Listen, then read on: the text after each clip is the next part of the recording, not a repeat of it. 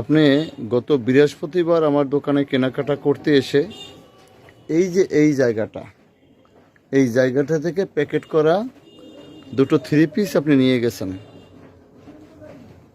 তো আমি বলবো যে আপনি ভুলে নিয়েছেন, ইচ্ছাকৃতভাবে নেন নাই, ভুলে নিয়েছেন।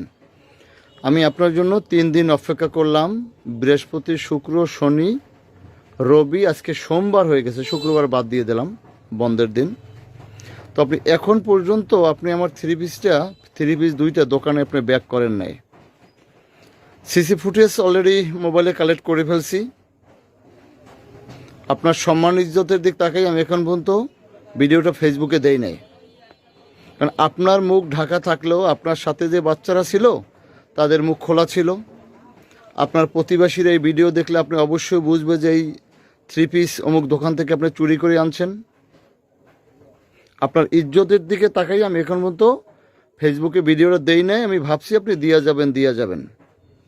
আপনাকে আমি 2 দিন সময় দিলাম, জহুরা ফ্যাশন হাউস, আল-আরাফা ইসলামী ব্যাংকের সামনে।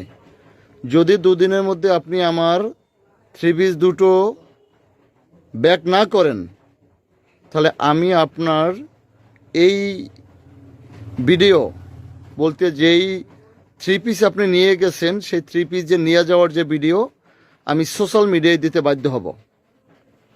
তো আমি আপনাকে সম্মান রেখে বলছি, হয়তো ভুলে নিয়েছেন, সমস্যা নাই।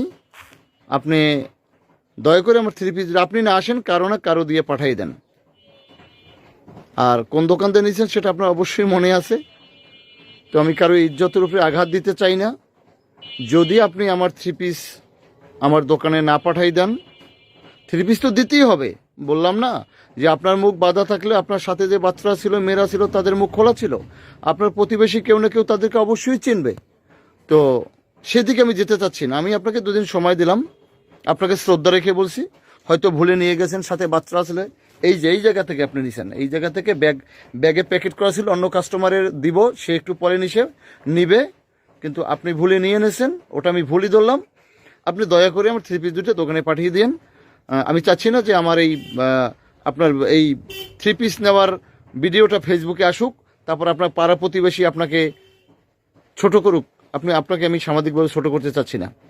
বিনয়ের সাথে বলছি, শ্রদ্ধা রেখে বলছি, অবশ্যই আমার 3 পিস দুইটা আপনি ব্যাক করবেন আশা করি। আসসালামু আলাইকুম।